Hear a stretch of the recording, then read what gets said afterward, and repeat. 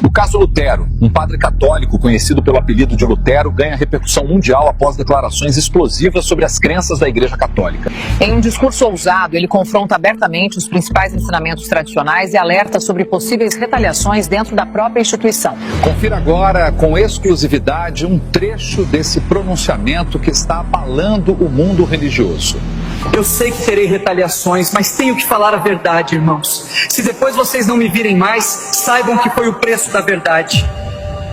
Está na hora da Igreja Católica corrigir seus erros doutrinários e reconhecer que grande parte do que é imposto sobre nós é a pura verdade. Dizemos, como defesa, que não praticamos a idolatria, apenas veneramos imagens, mas essa não é a verdade. Nos curvamos e falamos com estátuas e imagens, sim. Ensinamos a mediação através dos santos apóstolos e santos canonizados, quando a Bíblia nos diz que só há um mediador entre Deus e os homens, Jesus. Leiam 1 Timóteo 2, versículo 5. Nosso maior erro é não orientar vocês a lerem e estudarem as Escrituras. Não existem pessoas no céu, e sim no paraíso, lugar de espera, e não há comunicação entre nós e quem está lá. Como eles poderão nos ouvir? Leiam Lucas 16, do versículo 19 ao 31. O próprio Senhor Jesus nos fala sobre o que acontece com os que morrem e onde estão. Nem mesmo Maria está no céu. Ela não subiu o assunto aos céus como ensinamos. Isso é invencionice. As Escrituras não relatam isso. Ela está no paraíso. O Evangelho de São João, capítulo 3, versículo 13, afirma que ninguém subiu ao céu, a não ser o que desceu, que foi o Senhor Jesus Cristo. Maria não pode rogar por nós, nem agora, nem na hora de nossa morte. Primeiro, que a onisciência é um atributo de Deus. Ela não poderia nem sequer ouvir as orações. Irmãos, Maria é bem-aventurada por ter sido o canal que trouxe o Salvador ao mundo, mas isso não faz dela uma deusa. Ela é mãe da parte humana de Jesus. Jesus já era o Filho de Deus antes da fundação do mundo. Leiam Colossenses 1, 17.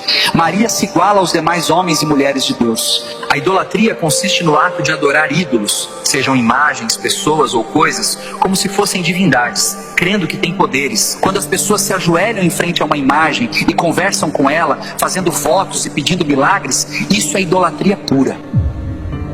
Não farás para ti imagem esculpida, nem figura alguma do que há no céu, nem do que há na terra, nem do que há nas águas. Não te inclinarás a elas, nem as servirás. Esta passagem está no livro de Êxodo, capítulo 20, versículo 4 e 5. Nós defendemos fazer imagem dos santos porque Deus mandou fazer a serpente e os querubins, mas Ele não mandou ficar de joelhos e pedir algo à imagem. Não somente isso, a serpente e o querubim foram liberados por Deus para um propósito, mas onde está escrito que Ele mandou fazer imagens de santos? Leiam Atos 10, 26, onde Pedro diz a Cornélio: não se prostre, que eu também sou homem, e explicou que ele não era uma divindade. Em Apocalipse 22, do versículo 8 ao 9, João se prostra diante de um anjo para adorá-lo, e o anjo recusa a adoração e diz para adorar a Deus. Onde está escrito na Bíblia que alguém que morre pode ouvir orações e fazer milagres? Está na hora de acordar, irmãos. Isso já foi longe demais. Mas você diz: eu fiz um voto e fiquei curado. Leiam 2 Coríntios 11, 14. O diabo pode agir até como anjo de luz para enganar as pessoas. Apocalipse 13, versículo 13, fala sobre grandes sinais, de maneira que até fogo faz descer do céu à terra, à vista dos homens, para enganar. Temos milhares de santos supostamente milagreiros, que temos como alternativas para buscar bênçãos e milagres, e Jesus fica apenas como mais um. Hoje eu entendo que o objetivo do pai da mentira, que é o diabo, é colocar coisas e pessoas no lugar de Jesus, para que ele seja completamente substituído. Hoje cada cidade tem um padroeiro, e padroeiro significa protetor. Onde está na Bíblia que pessoas que morreram podem proteger ninguém, gente? Temos um santo para cada problema, de santo oculista a santo casamenteiro. Para tudo tem um santo. Que diferença há das religiões pagãs que tinham vários deuses, como o Egito? Aí vem o mais absurdo: colocamos Maria como advogada, medianeira e mãe de Deus. Isso é heresia e blasfêmia, irmãos. Leiam a Bíblia. Temos um advogado para com o Pai, Jesus Cristo, o justo. Não é Maria, é Jesus. Você pode confirmar isto na primeira epístola de João, capítulo 2, versículo 1.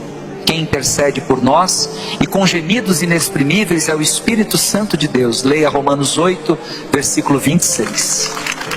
E sobre Maria ser mãe de Deus, seria o primeiro caso onde o filho é mais velho que a mãe. Antes de houvesse mundo, ele já era. Com relação à salvação, não brinquem. Só Cristo é o caminho, a verdade e a vida. Leiam João 14, versículo 6.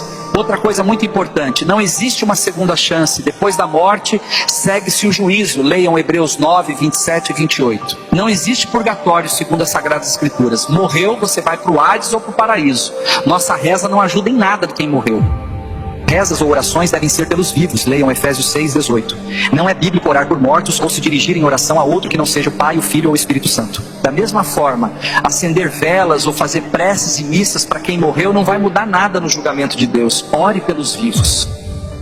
O batismo de crianças que não têm consciência de fé e arrependimento é um erro também. O batismo sempre foi para conversão e arrependimento de pecados. Além disso, o batismo deve ser por imersão e não por aspersão, conforme está escrito em Romanos 6, versículo 4. É sepultado na água e ressurge. Segundo as Escrituras e o exemplo de Jesus, as crianças devem ser apresentadas a Deus. E quando tiverem idade para entender e crer, poderão ser batizadas.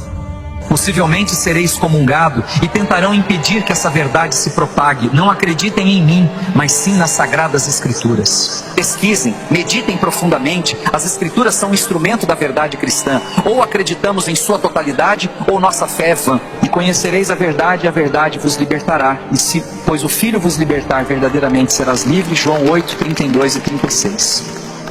Se você quer ver mais sobre o caso Lutero, deixe nos comentários "Eu quero a parte 2". Curta, salve esse vídeo, compartilhe com outras pessoas e nos siga para mais.